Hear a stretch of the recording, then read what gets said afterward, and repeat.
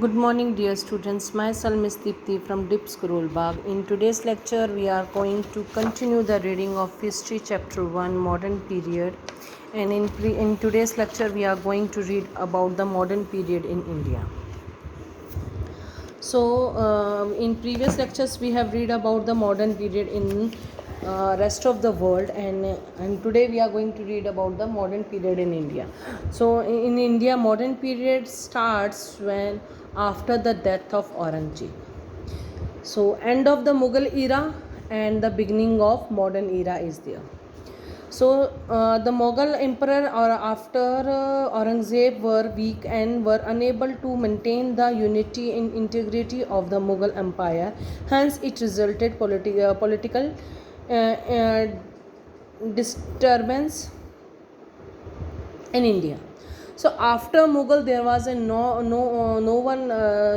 one was capable to take care of Mughal, such a big Mughal empire, and there was a lack of central government in India, and many regional powers took advantages of this situation, and they come into the power. As a result, above situation, a number of provisional kings like Awadh, Bengal, and Hyderabad declared themselves as the independent state. The Rajput rulers become powerful. Next is Marathas become popular, however, they lost their power under the Peshwas in Third Battle of Panipat in 1761. The Sikhs declared themselves independent. Hyder Ali and Tipu Sultan established their kingdom at Mysore. Nader Shah and Ahmad Shah Abdali invaded India and gave the final blow to the Mughal kingdom. The interest of trade made Portuguese and Dutch and French along with the English to establish trading companies in India. British and French were very strong and were rivals in trade after Third Carnatic War.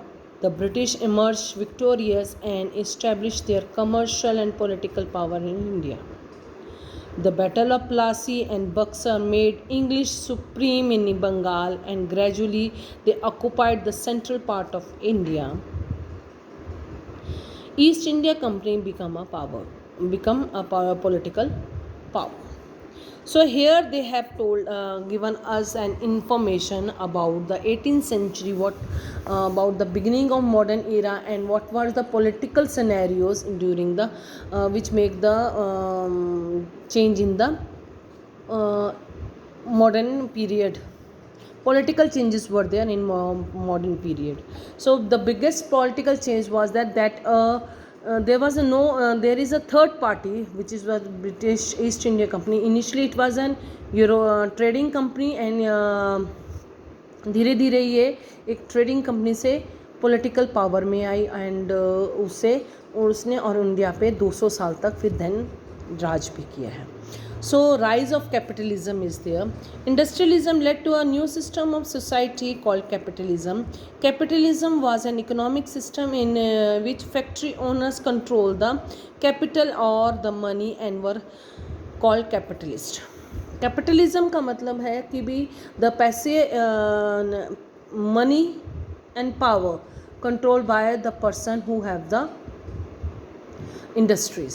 So they have this is known as capitalism. And capital उनको जो industries के owners होते थे उनको capitalist कहा जाता है, क्योंकि वो हाई अमाउंट में पैसा लगाकर उससे प्रॉफिट गेन करते थे. So next is the American Revolution. In 1776, American organized a movement where the people arrested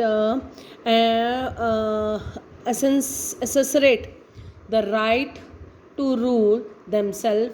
The acceleration of the independence by colonies started the American Independence War, which was called the American Revolution.